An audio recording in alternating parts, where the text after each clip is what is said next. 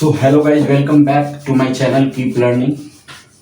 और आज हम फिर से वही टॉपिक लेके चलेंगे जो पिछले दो वीडियो में हमने कवर किया है।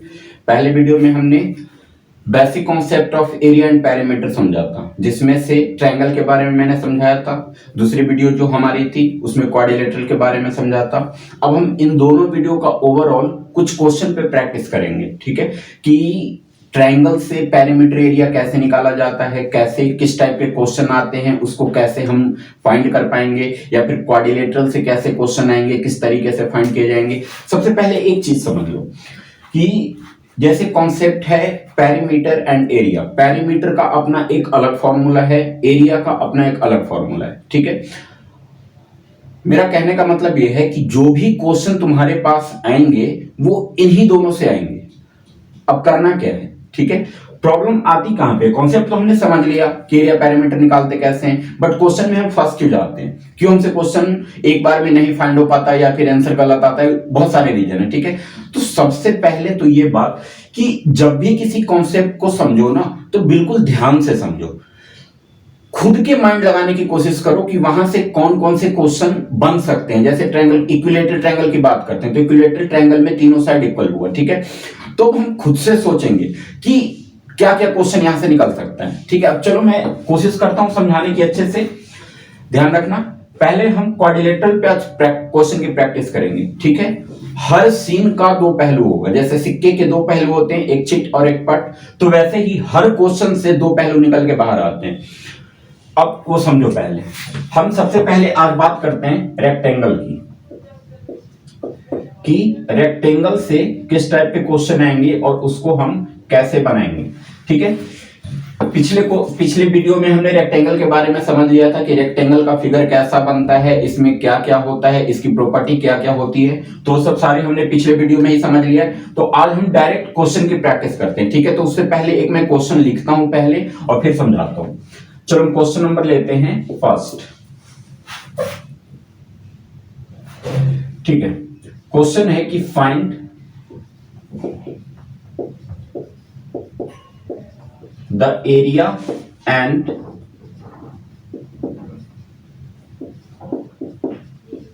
Perimeter of A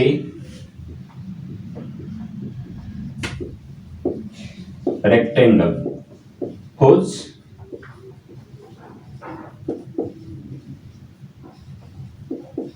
length and breadth are 25 meter and 10 meter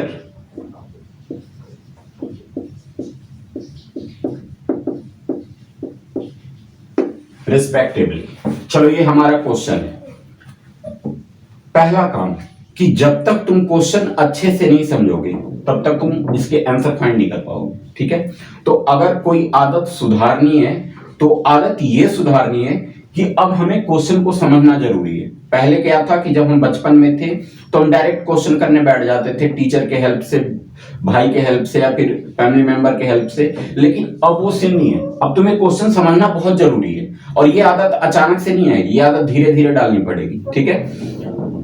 ये मत सोचो क्वेश्चन पढ़ते समय कि मुझे समझ में आ रहा है कि नहीं, तुम ये चीज सोचो कि मुझे क्वेश्चन पढ़ना है, भले ही समझ में आए या ना आए, मैं क्वेश्चन पढ़ना है। ये क्या होगा, ये धीरे धीरे आदत बन जाएगी क्वेश्चन पढ़ने की। अब जैसे ही क्वेश्चन पढ़ने की आदत बन जाएगी तो तुम समझना भी स्टार्ट कर दोगे, जबरदस्ती समझोगे। और जब क्वेश्चन पढ़ने की आदत बन ही जाएगी ना, तो क्वेश्चन समझना भी स्टार्ट कर अपने आप हो जाएगा, ठीक है। चलो अब देखते हैं, ये क्वेश्चन है, इसमें पहले कह रहा है कि find the area and perimeter of a rectangle, कि हमें एक रेक्टेंगल का एरिया और पेरीमीटर फाइंड करना है।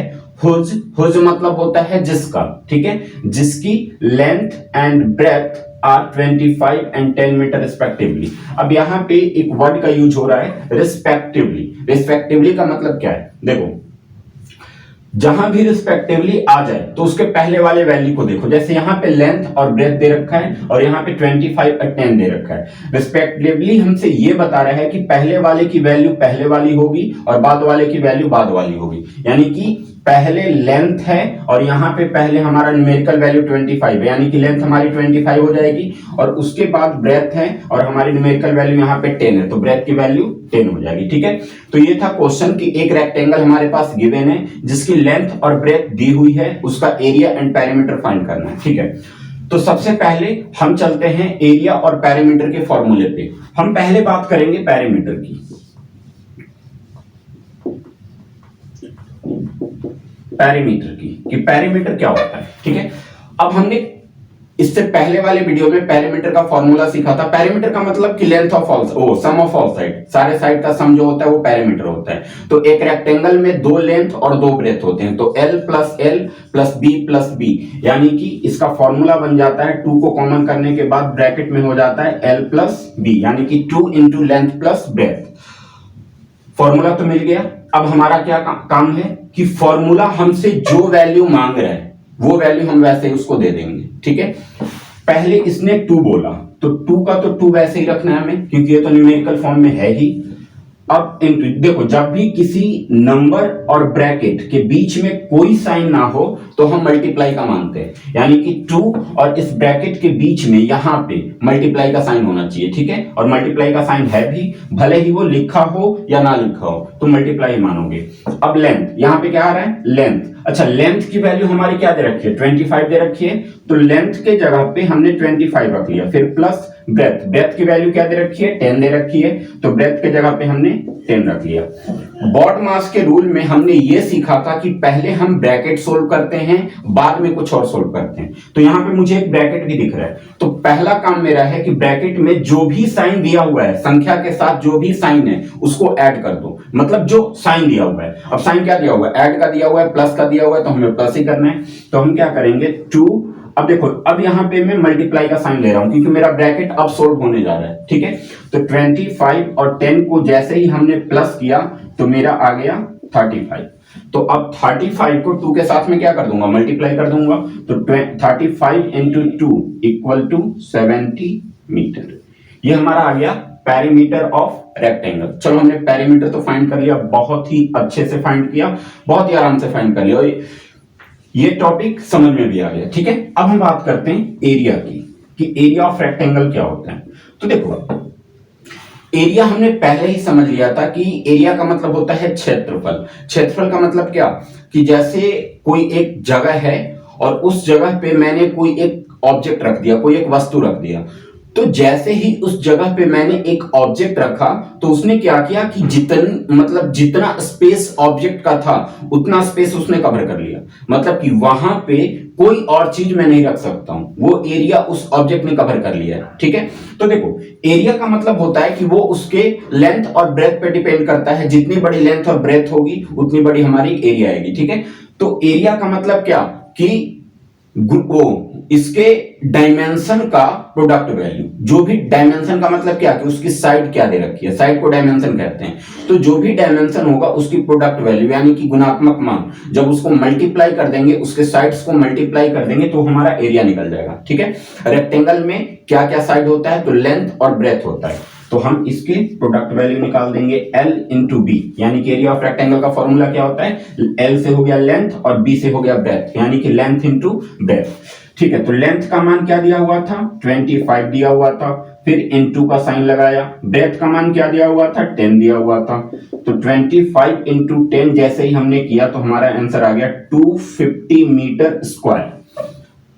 अब एक चीज समझ लो कि जब भी किसी शेप का हम एरिया निकालते हैं, ठीक है, तो एरिया निकालने के साथ उसके साथ जो भी यूनिट रहती है, मतलब डायमेंशन की जो भी यूनिट रहेगी उस यूनिट पे हम स्क्वायर का यूज करेंगे। ठीक है, क्योंकि 25 मीटर इंटू 10 मीटर, मीटर 2 बार आया था, मीटर को मीटर से मैं मल्टीप्लाई करूंगा तो क्या हो जाएगा मीटर स्क्वायर हो जाएगा, तो इसलिए इसका एरिया हो गया 250 मीटर स्क्वायर और इसका पेरीमीटर हो गया था 70 मीटर। चलो अब इस क्वेश्चन के अकॉर्डिंग जो हमें फाइंड करना था वो तो हमने फाइंड कर लिया। ठीक है, मैं यहां पे एक जगह साइड पे लिख दे रहा हूं कि हमारा एरिया आया है 250 मीटर स्क्वायर और हमारा पेरीमीटर है 70 मीटर। मैंने देखो स्टार्टिंग में ही बताया था कि हर क्वेश्चन के दो पहलू होते हैं, मतलब दो पार्ट होते हैं। ठीक है, एक क्या था कि मेरे पास क्वेश्चन में इसके डायमेंशन दिए हुए थे और डायरेक्ट हमसे एरिया और पेरीमीटर निकालने के लिए पूछ रहा था। बट इसके अपोजिट क्या क्वेश्चन बन सकता है कि इसके अपोजिट या तो एरिया और पेरीमीटर गिवन है और हमसे डायमेंशन पूछ रहा हो। ठीक है, इसमें डायमेंशन गिवन था, एरिया पेरीमीटर निकालना था, वो हमने निकाल लिया। अब सपोज करो कि क्वेश्चन ऐसा आ जाए कि जिसमें एरिया या पेरीमीटर गिवन हो और हमें डायमेंशन निकालना हो। तो पहले हम बात करते हैं पेरीमीटर की। क्वेश्चन हम सेम रखते हैं, पहले ही हमने पेरीमीटर निकाल लिया इसका। तो सपोज करो कि अब ये क्वेश्चन हमसे ये कह रहा है कि इसमें पेरीमीटर की वैल्यू 70 गिवन थी। ठीक है, 70 मीटर ये क्वेश्चन में गिवन है। ये पेरीमीटर जो दिया हुआ है ये क्वेश्चन में गिवन है और हमसे लेंथ या फिर ब्रेथ इन दोनों में से किसी भी एक की वैल्यू पूछ रही है। ठीक है, ध्यान रखना कि इन दोनों में से कोई एक ही वैल्यू पूछा जाएगा। ये नहीं कि हमसे पेरीमीटर देके हमसे दोनों वैल्यू पूछेगा, नहीं, ऐसे फिर क्वेश्चन गलत हो जाएगा। ठीक है, तो अगर कम से कम 2 वैल्यू गिवन रहेगी तो तीसरी वैल्यू तुम्हें फाइंड करनी होगी। हर क्वेश्चन में होगा कि सपोज करो कि एक फॉर्मूला हमने रखा तो वहां से टोटल 4 वैल्यू निकल रही है। ठीक है, तो 4 वैल्यू में से अब इसका अगर क्वेश्चन को मैं अपोजिट करूंगा तो क्या होगा कि 4 में से 3 वैल्यू मेरे पास गिवन होगी और चौथी वैल्यू फाइंड करनी होगी। तरीका बिल्कुल सेम यही चलेगा। जो फॉर्मूला मैंने पेरीमीटर का बताया था बिल्कुल पेरीमीटर के ही फॉर्मूले से चलना है, हम बहुत ही अच्छे से फाइंड कर लेंगे। जैसे देखो, समझ लो कि सपोज करो कि पेरीमीटर गिवन था और इसके अंदर मैं लेंथ दे रहा हूं कि लेंथ हमारा 25 मीटर गिवन है। तो सपोज करो कि लेंथ मेरे पास गिवन था और हमें फाइंड करना था ब्रेथ हमें फाइंड करना था। ठीक है, लेंथ और पेरीमीटर 2 चीज गिवन थी और हमसे ब्रेथ पूछा जा रहा था कि हमारा ब्रेथ क्या होगा। ठीक है, तो अब देखो, सबसे पहले हम देखते हैं कि पेरीमीटर दिया हुआ कितना है। तो पेरीमीटर 70 दिया हुआ है। ठीक है, तो अब बात करो कि पेरीमीटर का फॉर्मूला क्या होता है। तो पेरीमीटर का फॉर्मूला होता है 2 into length plus breadth equal to 70। तो 2 इंटू, अब देखो इसी फॉर्मूले से हमें चलना है। ठीक है, कोई चेंजिंग नहीं कर रहा हूं मैं, बिल्कुल जो फॉर्मूला से हमने स्टार्टिंग में पेरीमीटर फाइंड किया था बस उसी फॉर्मूले से अब मैं ब्रेथ को फाइंड करूंगा, क्योंकि यहाँ पे पेरीमीटर तो गिवन है। तो देखो पेरीमीटर का formula 2 into length plus breath होता है और पेरीमीटर गिवन कितना था 70, तो इसके बराबर में हमने 70 रख दिया क्योंकि ये भी तो पेरीमीटर का ही फॉर्मूला है और पेरीमीटर कितना गिवन था 70 मीटर। ठीक है, तो अब हम फॉर्मूले से जो वैल्यू गिवन है वो वैल्यू को पुट करेंगे। तो 2 का 2 वैसे ही लिख दिया। लेंथ की वैल्यू मेरे पास गिवन थी 25 मीटर, तो लेंथ के जगह पे मैंने 25 मीटर रखा। मीटर अभी रहने तो, मीटर कैलकुलेशन में नहीं रखना है, वो लास्ट में कर देना। ठीक है, तो लेंथ के जगह पे मैंने 25 रख दिया प्लस ब्रेथ। अच्छा, ब्रेथ की वैल्यू तो हमें फाइंड करनी थी ना, तो ब्रेथ के जगह पे हम ब्रेथ ही रखते हैं। ठीक है, क्योंकि ब्रेथ का मुझे पता ही नहीं है कि ब्रेथ है कितना मेरा, तो ब्रेथ के जगह पे बी ही रखूंगा। अब इसका कैलकुलेशन का क्या तरीका है। देखो कैलकुलेशन के 2 तरीके। पहला कि या तो इस 2 को इन दोनों से मैं पहले मल्टीप्लाई कर दूं। ठीक है, या फिर अगर मैं कैलकुलेशन को छोटा करना चाहता हूं कि जल्दी मेरा कैलकुलेशन हो जाए, तो मैं क्या करूंगा कि यहां पे 2 जो है वो मल्टीप्लाई के फॉर्म में है, इस ब्रैकेट के साथ 2 जो है वो मल्टीप्लाई के फॉर्म में है। और मल्टीप्लाई वाली संख्या की जब मैं साइड चेंज करता हूं तो वो किसमें, डिवाइड में चला जाता है। तो 2 को अगर यहां से हटा के मैं RHS यानी कि इस तरफ ले जाऊंगा तो ये इधर मल्टीप्लाई में है, इधर आके डिवाइड में हो जाएगा। यानी कि 25 प्लस b इक्वल टू 70 और 2 इधर आके डिवाइड में हो गया। 2 से 70 कितने बार में कट गया, 30 बार में, 35 बार में, ये 35 बार में कट गया। अब हमारी इक्वेशन क्या बनी, अब हमारी इक्वेशन बन गई 25 प्लस b इक्वल टू 35। ठीक है, अब देखो सेम फॉर्मूले से जो पेरीमीटर और लेंथ गिवन था, ब्रेथ निकालना था, बिल्कुल सेम फॉर्मूले से चला। तो लास्ट की इक्वेशन हमारी बन रही है 25 प्लस b इक्वल टू 35। अब मुझे वैल्यू किसकी फाइंड करनी है, ब्रेथ की, यानी कि b की वैल्यू फाइंड करनी है। ध्यान रहे कि जिसकी भी वैल्यू तुम्हें फाइंड करनी होती है उसके साथ जो भी नंबर यानी कि जो भी डिजिट दी होती है, जो भी संख्या दी होती है, उसको वहां से हटाना होता है। ठीक है, अब ब्रेथ की वैल्यू फाइंड करनी है, 25 गिवन है, तो मुझे 25 को यहां से हटाना होगा, क्योंकि वैल्यू फाइंड कब होगी, जब जिसकी वैल्यू फाइंड करनी है उसको इक्वल के कोई भी एक साइड में तुम्हें अकेला रखना होगा। ठीक है, तो b को यहां पे अकेला छोड़ने के लिए 25 की साइड चेंज करनी पड़ेगी। अब 25 जब भी किसी संख्या के पहले कोई साइन ना हो तो प्लस का माना जाता है। तो 25 की जब हम साइड चेंज करेंगे तो इसका साइन भी चेंज हो जाएगा, तो 25 उधर जाके माइनस हो जाएगा, यानी कि ब्रेथ इक्वल टू हो गया 35 माइनस 25। तो ब्रेथ की वैल्यू कितनी आ गई? 10 मीटर। 10 मीटर पहले से दिया हुआ था, जब हमने इसके अकॉर्डिंग चला तो हमारी ब्रेथ कितनी आ गई? 10 मीटर। तो ये तरीका है कि एक क्वेश्चन में दो डायमेंशन देके एरिया एंड पेरीमीटर पूछेगा तो वो तो बड़े प्यार से बन जाएगा, लेकिन जब डायमेंशन निकालना हो और एरिया और पेरीमीटर में से कोई एक चीज गिवन है तो फिर भी हमें उसी फॉर्मूले से चलना है, फॉर्मूला वही रखना है, उसकी वैल्यू वहीं पे पुट करनी है और तुम्हें खुद समझ में आ जाएगा कि इसके बाद कौन सा स्टेप उठाएं कि हमारा बिल्कुल क्वेश्चन क्लियर हो जाए। ठीक है, तो ये तो पेरीमीटर से था कि पेरीमीटर और कोई एक डायमेंशन दिया हुआ था, हमने दूसरा डायमेंशन निकाल लिया। अब क्या करेंगे? अब एरिया से भी इसको समझ लेते हैं कि अगर एरिया और एक डायमेंशन गिवन हो तो कैसे निकालना है।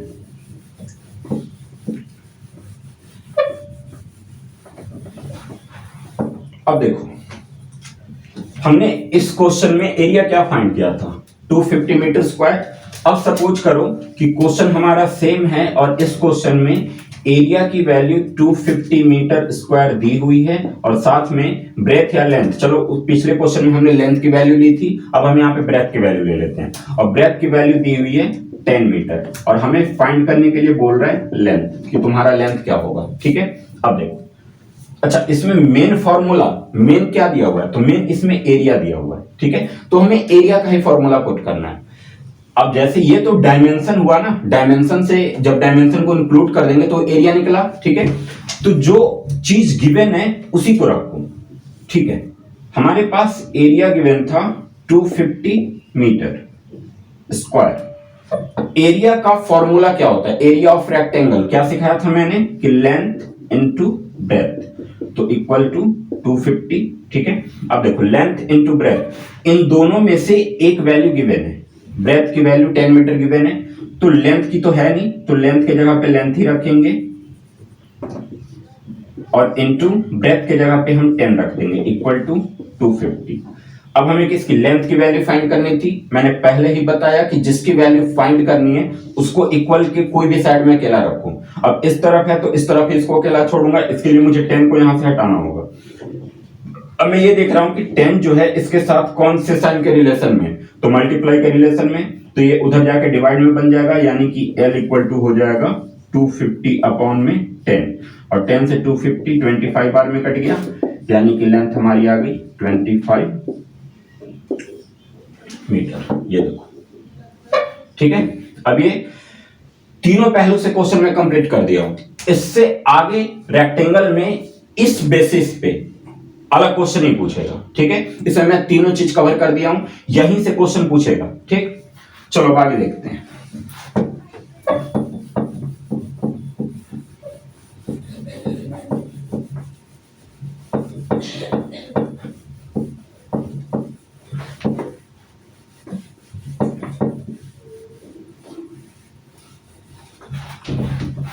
अब हम बात करते हैं parallelogram, second.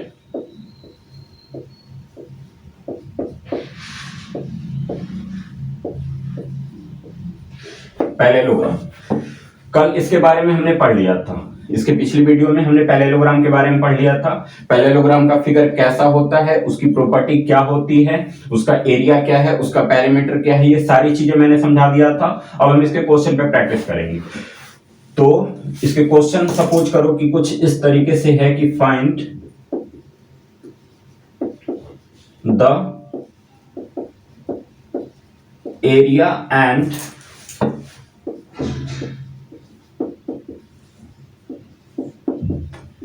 Perimeter of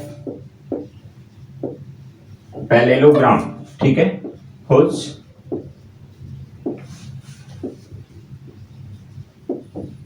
base and height is 30 meter and 6 meter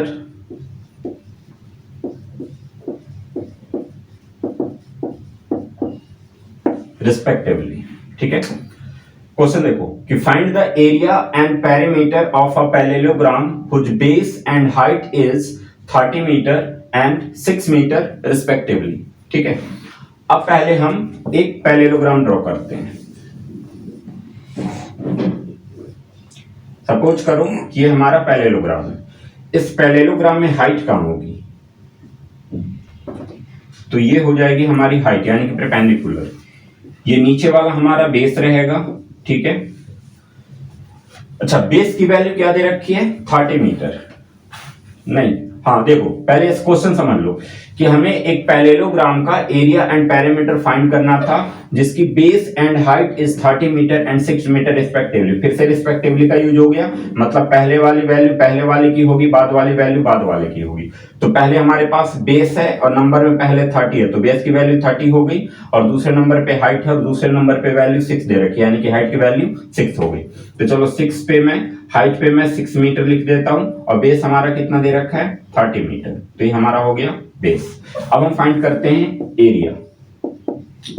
area of parallelogram. Area of parallelogram क्या फॉर्मूला बताया था मैंने? Base into height. तो एरिया ऑफ पैरेललोग्राम का फॉर्मूला था बेस इंटू हाइट। ठीक है, बेस इंटू हाइट। तो देखो अब बेस इंटू हाइट का मतलब कि बेस हमारा कितना? 30 दिया हुआ है, 30, और इंटू हाइट की वैल्यू कितनी है? 6 है। तो 30 को 6 से मल्टीप्लाई करेंगे तो कितना? 180 हो जाएगा, यानी कि 180 मीटर स्क्वायर। यूनिट इसकी मीटर है, और जब भी हम एरिया फाइंड करते हैं तो यूनिट पे स्क्वायर लगाते हैं। तो ये 180 मीटर स्क्वायर। ये था पैरेललोग्राम। ठीक है, और देखो पेरीमीटर की बात अगर करें तो पेरीमीटर का तो मैंने पहले ही बता दिया था कि सम ऑफ ऑल साइड, लेकिन यहां पे अब तुम बोलोगे यहां पे ऑल साइड का सम तो दिया हुआ नहीं है। ठीक है, अब देखो सपोज करो कि इसी क्वेश्चन में तुमसे पेरीमीटर निकालने के लिए पूछा जाएगा। ठीक है, कि पेरीमीटर इसका क्या होगा, बट हम ये देख रहे हैं कि पैरेललोग्राम की अपोजिट साइड इक्वल होती है। ये 30 दे रखी है तो ये भी 30 हो जाएगी, बट ये दोनों तो वैल्यू गिवन नहीं है। ये दोनों वैल्यू तो हमें फाइंड करना पड़ेगा ना, जब ही तो पैरामीटर निकालेंगे। पैरामीटर का मतलब क्या? सम ऑफ ऑल साइड। तो अब ये दोनों वैल्यू कैसे फाइंड किया जाएगा ये समझो। देखो पैरेललोग्राम में हमने पहले ही समझ लिया है कि इसके अपोजिट साइड जो होते हैं वो इक्वल होते हैं। ठीक है, 60। अब देखो इस क्वेश्चन में अगर पेरीमीटर तुमसे पूछा जा रहा है, अब जो एरिया निकाला है हमने, ठीक है, अब यहां से एक क्वेश्चन और चेंज होगा।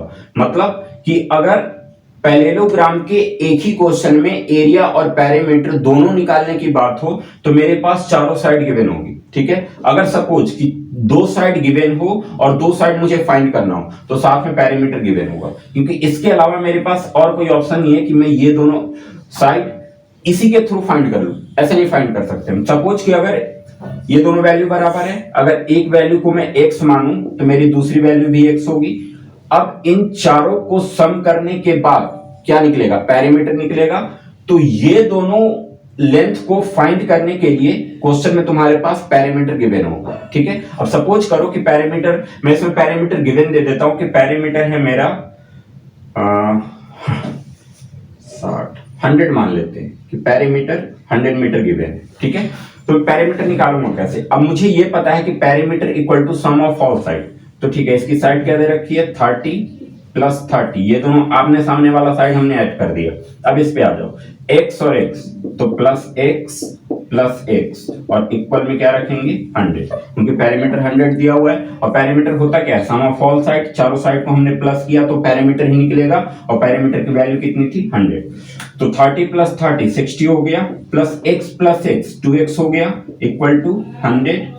फिर 60 उधर जाके क्या हो जाएगा? माइनस हो जाएगा, यानी कि ऐसे समझ लो 2x इक्वल टू 100 माइनस 60, यानी कि 2x इक्वल टू कितना हो गया? 100 में से 60 माइनस किया 40 हो गया।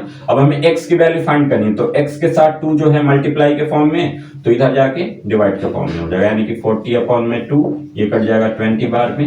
x की वैल्यू कितनी आ गई?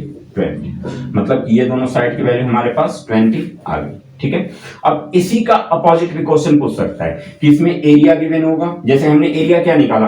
180 निकाला। अब सपोज करो कि यहाँ पे 180 मीटर स्क्वायर एरिया गिवन है और साथ में बेस की वैल्यू 30 मीटर गिवन है। ठीक है, और हमसे हाइट की वैल्यू पूछ रहा है। अब देखो पहले हमने ये समझा कि बेस और हाइट गिवन था तो उसका एरिया कैसे निकालना, लेकिन अब क्या है कि एरिया और बेस गिवन है, तुम्हें हाइट कैसे निकालना है। फॉर्मूला बिल्कुल सेम रहेगा, base into height equal to area. तो बेस इंटू हाइट के इक्वल में एरिया रख देंगे, बेस की वैल्यू, एक वैल्यू तो गिवन ही है तो बेस की जगह पे बेस की वैल्यू रख देंगे, फिर हाइट की वैल्यू निकालने के लिए बेस इधर मल्टीप्लाई में था तो इधर जाके डिवाइड में हो जाएगा तो हमारा हाइट की वैल्यू आ जाएगा। ठीक है, ये था पैरेललोग्राम से क्वेश्चन। अब हम आगे चलेंगे।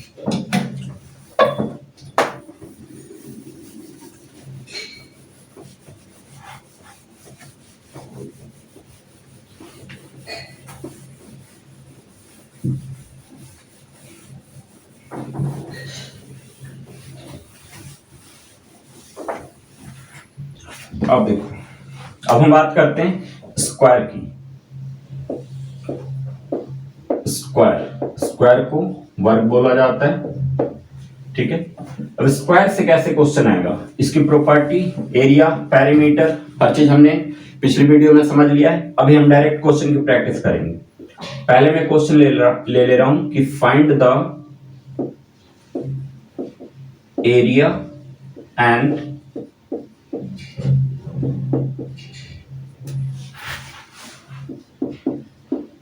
perimeter of square whose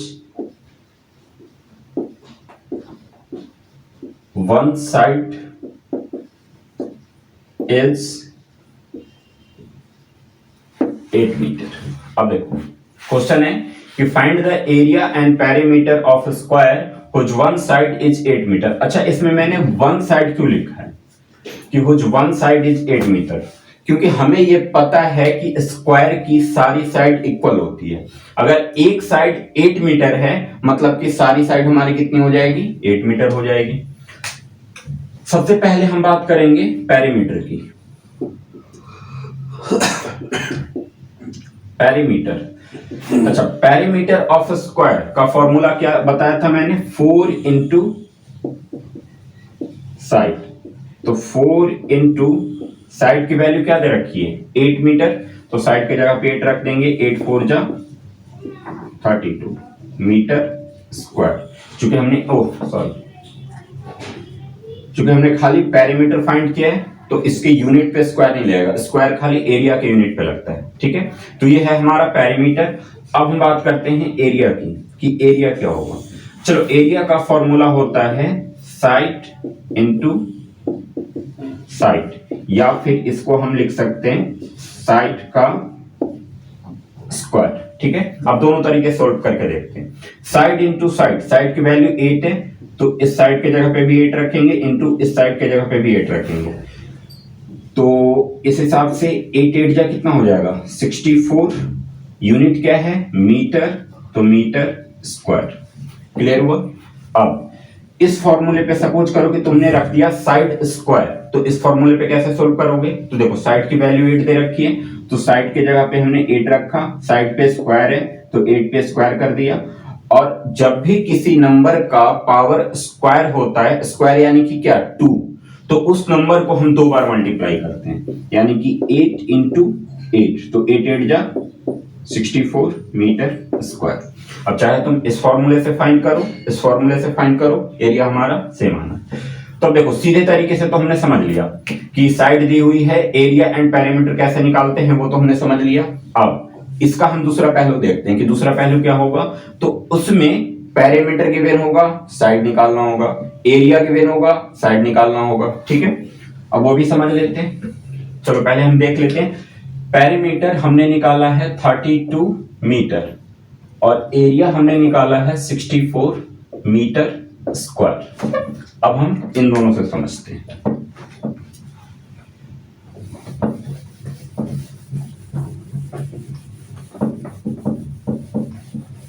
अब देखो क्वेश्चन सेम है। ठीक है, इसमें मैं क्या कर रहा हूं कि साइड हटा दे रहा हूं। अब साइड हमें फाइंड करना है। ठीक है, एरिया हटा दे रहा हूं कि फाइंड द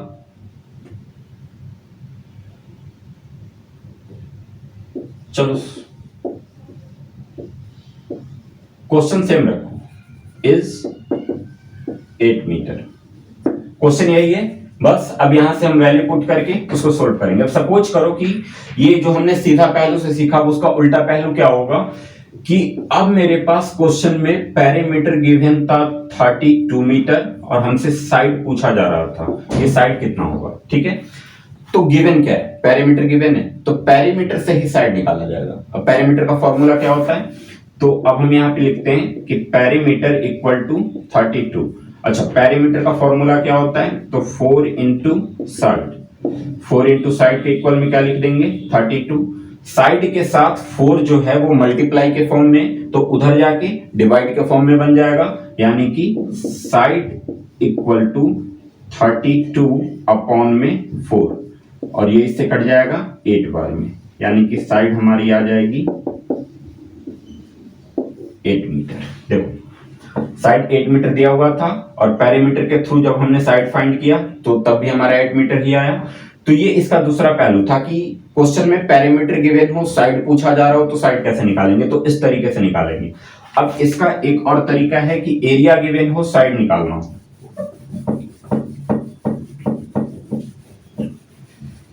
अब देखो अगला क्वेश्चन में तुमसे ये बोल रहा हूं कि इस क्वेश्चन में एरिया 64 मीटर स्क्वायर गिवन था, ठीक है, और तुमसे पूछा जा रहा था पेरीमीटर कि इसका पेरीमीटर क्या होगा।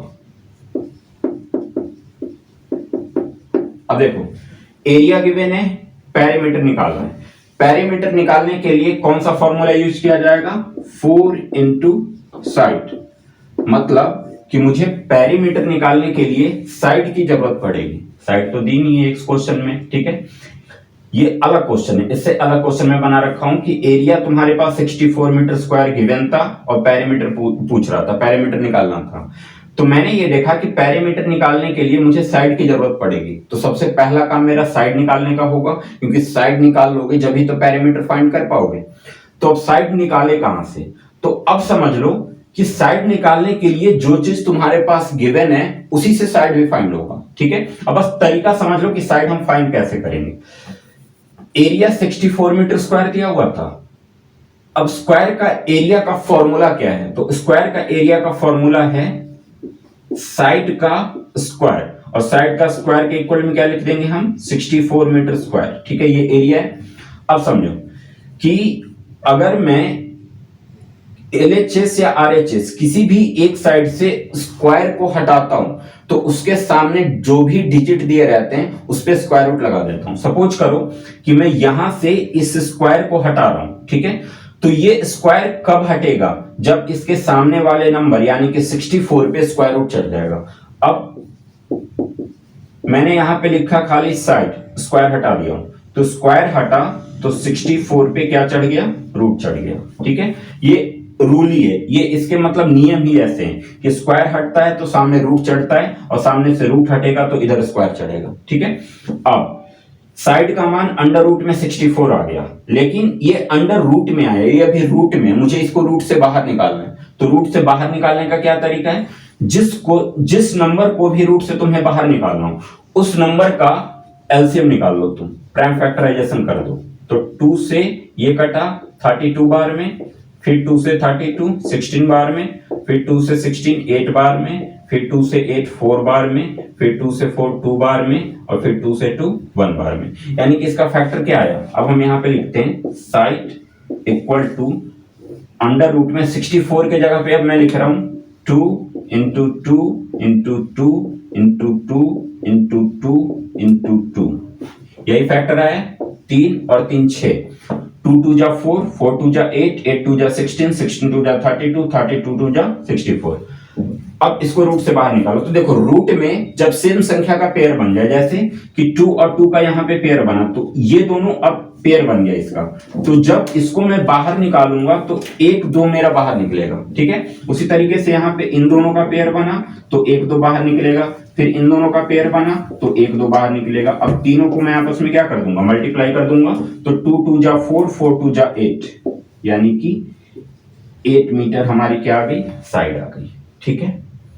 हमने पेरीमीटर से साइड निकालना भी सीख लिया, एरिया से साइड निकालना भी सीख लिया, साइड से पेरीमीटर और एरिया कैसे निकालना है वो भी सीख लिया।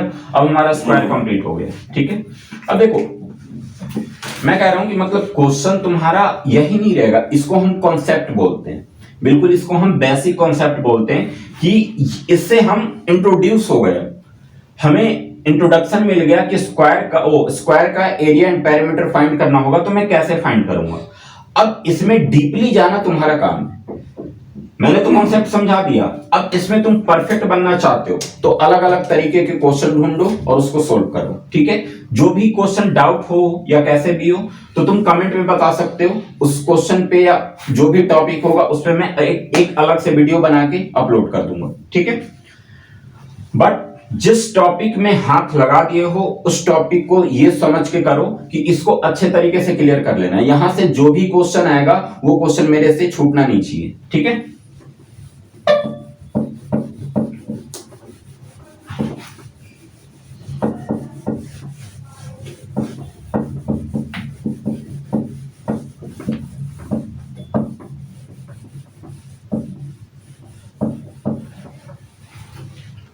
अब रेक्टेंगल हो गया, पैरेललोग्राम हो गया, स्क्वायर हो गया, फोर्थ नंबर पे हम रखते हैं रोम्बस।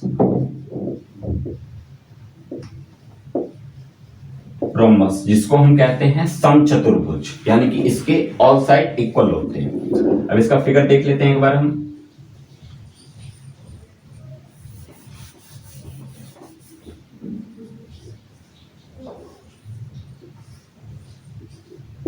ये इसका हल्का टेढ़ा सा फिगर बनता है। ठीक है, सारी साइड इसकी इक्वल है और इसमें जो मेन चीज होता है वो डायगोनल का होता है। ठीक है, अब देखो समझो, क्वेश्चन हम रखते हैं पहले, ये स्क्वायर रोम्बस का फॉर्म था, अब इस पे क्वेश्चन रखते हैं कि फाइंड द एरिया एंड खाली area, find the area of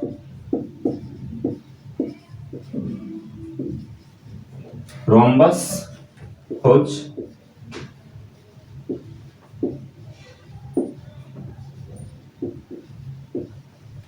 two diagonals are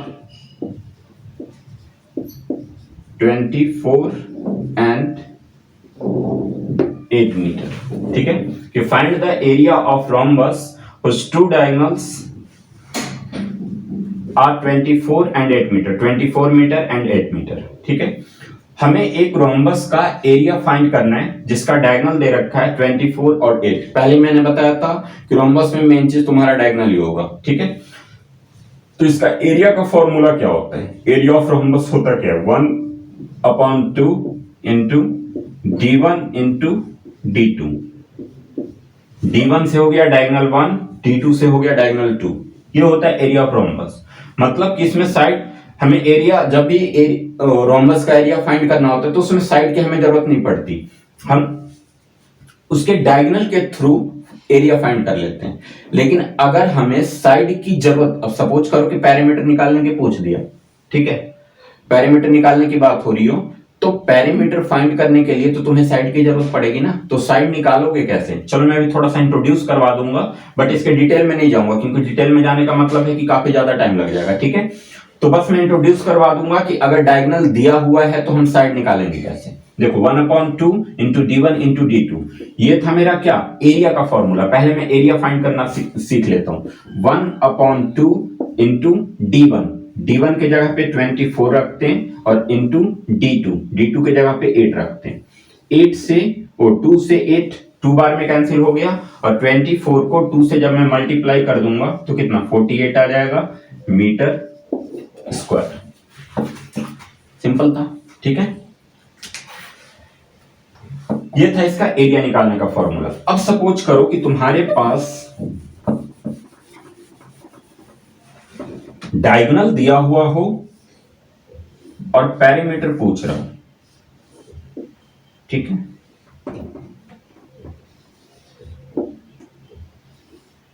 जैसे एक डायगोनल मेरा 24 मीटर था और एक डायगोनल जो था वो 8 मीटर था। अब ध्यान रखना, मैंने पहले ही बताया था कि रोम्बस जो है, रोम्बस के जो डायगोनल्स हैं वो 90 डिग्री पे बाइसेक्ट करते हैं। ठीक है, मतलब कि ये दोनों जो बाइसेक्ट हो रहा है यहाँ पे, तो इसका मतलब ये हुआ कि यहाँ पे 90 डिग्री का एंगल बन रहा होगा।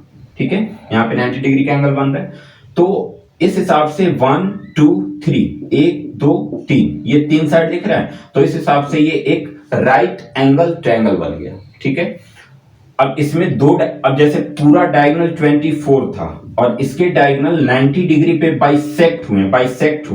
बाइसेक्ट का मतलब कि इक्वल पार्ट में डिवाइड होगा। ये पूरा 24 था तो ये 12 और 12 में डिवाइड हो गया। ठीक है, उसी तरीके से ये पूरा 8 था तो ये 4 और 4 में डिवाइड हो गया। अब हम यहां से एक राइट ट्रायंगल हमें दिख रहा है, ये जो है ये एक राइट ट्रायंगल दिख रहा है। ठीक है, तो इस राइट ट्रायंगल में दो साइड तो मेरे पास गिवन है। अब ये दो साइड 90 डिग्री के आसपास दिख रहे हैं, मतलब कि कोई एक वैल्यू बेस कहलाएगी और दूसरी वैल्यू हाइट कहलाएगी। ठीक है, 90 डिग्री के आसपास जो साइड होते हैं वो एक बेस और एक हाइट कहलाता है। उन दोनों में से बदल सकते हो, किसी को कुछ भी मान सकते हो, लेकिन जो 90 डिग्री के सामने वाली साइड होती है, जस्ट 90 डिग्री के बिल्कुल जो सामने वाली साइड आती है, उसको हम हाइपोटेनियस बोलते हैं। ठीक है, और जब भी किसी राइट ट्रायंगल के अंदर दो साइड गिवन हो और थर्ड साइड फाइंड करना हो, तो एक फॉर्मूला का यूज किया जाता है जिसको हम बोलते हैं पाइथागोरस थ्योरम।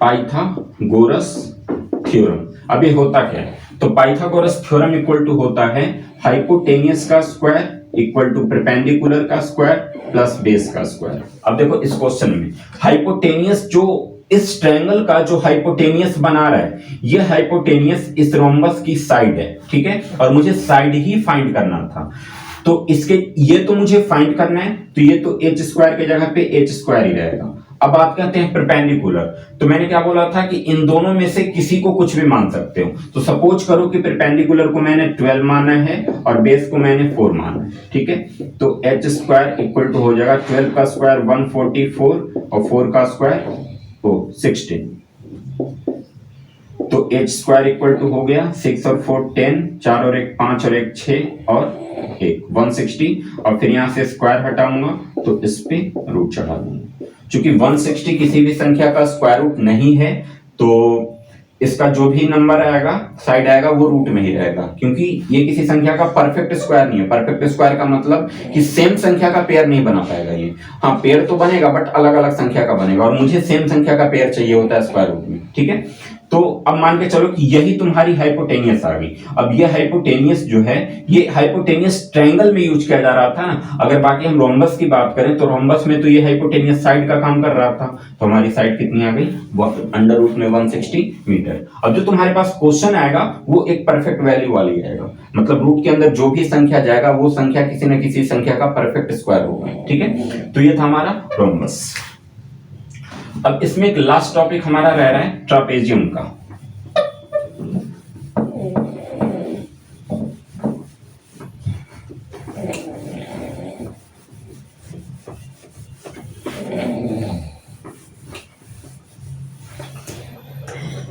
अब देखो, एक 5th नंबर पे हमारा trapezium.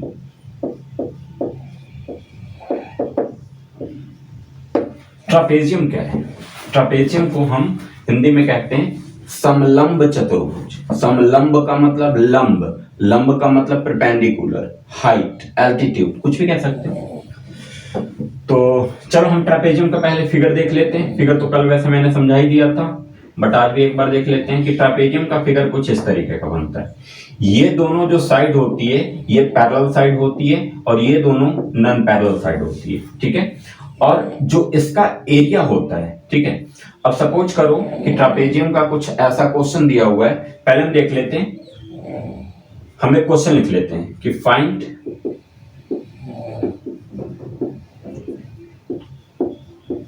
The area of trapezium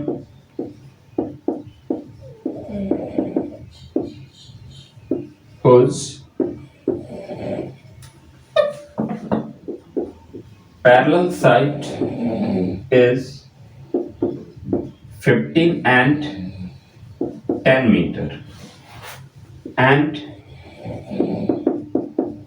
its height is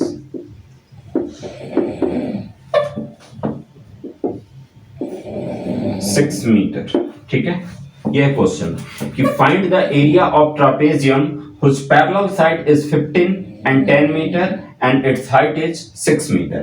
हमें एक ट्रापेजियम का एरिया फाइंड करना है जिसकी पैरेलल साइड गिवन है और हाइट गिवन है। ठीक है, तो सबसे पहले हम ये देखते हैं कि हमारा ट्रापेजियम का एरिया होता क्या, एरिया का फॉर्मूला क्या होता है। तो हम पहले बात करते हैं area of trapezium. Area equal to 1/2 into sum of parallel side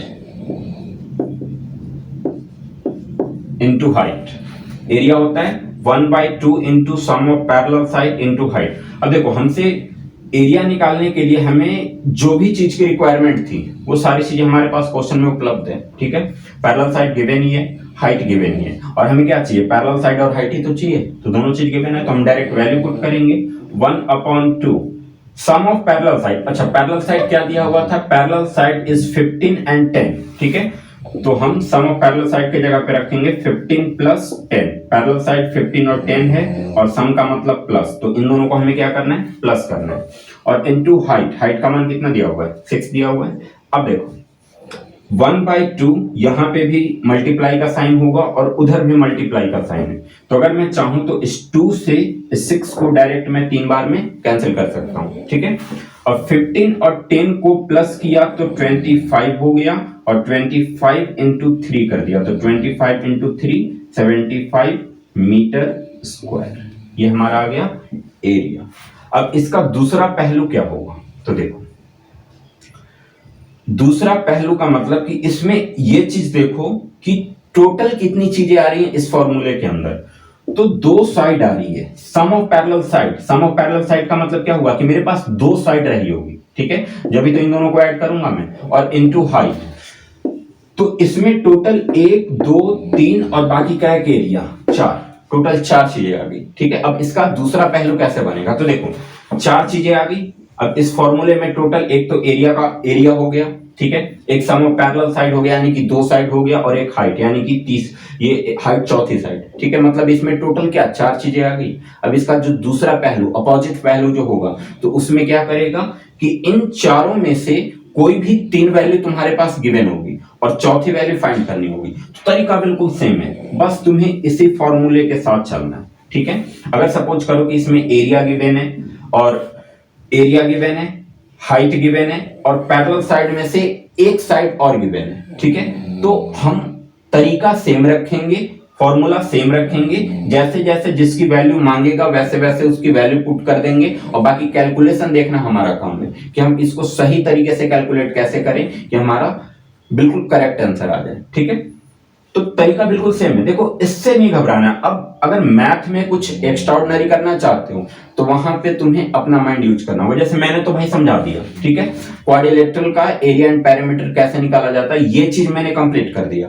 अब इसको तुम्हें परफेक्ट बनाना है, तो परफेक्ट बनाने के लिए क्या करो, रोज के कम से कम 5 से 7 क्वेश्चन सोल्व करो, और ये ज्यादा नहीं, 15 दिन तक रखो तुम। ठीक है, 15 डेज तक रोज के 7 क्वेश्चन सोल्व करना है। ठीक है, अब वो 7 क्वेश्चन तुम सिलेक्ट करो, वो इजी भी हो सकता है, हार्ड भी हो सकता है। अब तुम्हें लग रहा है कि मेरा कॉन्सेप्ट अच्छे से क्लियर हो गया है, अब मैं आगे बढ़ना चाहता हूं, तो कुछ कुछ हार्ड क्वेश्चन अपने आप को दो। ठीक है, और जितना हार्ड क्वेश्चन अपने आप से सोल्व करवाओगे तुम्हारा माइंड उतना ही ज्यादा तेज होगा मैथ के अंदर। और मैथ में अगर माइंड काम करना स्टार्ट कर दिया तो इसका मतलब है कि हर क्षेत्र में तुम्हारा माइंड काम करना स्टार्ट कर देगा। ठीक है, चलो, तो आज हम क्वाड्रिलेटरल से ओवरऑल सारी चीजें हमने समझ लिया है कि 5 टाइप के क्वाड्रिलेटरल समझाया था, पांचों का एरिया और पैरामीटर कैसे फाइंड करना होता है, ये सारी चीजें हमने समझ लिया। अब आज हम यहीं पे इस क्लास को खत्म करते हैं, वीडियो को खत्म करते हैं, क्योंकि अब ज्यादा लंबा हो जाएगा तो फिर तुम्हें भी समझने में दिक्कत आएगी। तो अगला जो हम लेंगे वो एरिया एंड पैरामीटर से ही एक टॉपिक और लूंगा, ट्रायंगल का। आज हमने सिर्फ क्वाड्रिलेटरल समझा, ठीक है। एक टॉपिक हम लेंगे खाली ट्रायंगल से समझेंगे। 4 टाइप के ट्रायंगल बताया था, उन चारों का एरिया एंड पेरीमीटर कैसे फाइंड करते हैं वो चीज मैं समझा दूंगा। बाकी आज की क्लास में अगर कहीं भी कोई भी डाउट हुआ हो तो कमेंट में बता सकते हो, मैं उसको अगले वीडियो में कवर कर दूंगा। ठीक है, तो आज के लिए बस इतना ही, मिलते हैं अगले वीडियो में।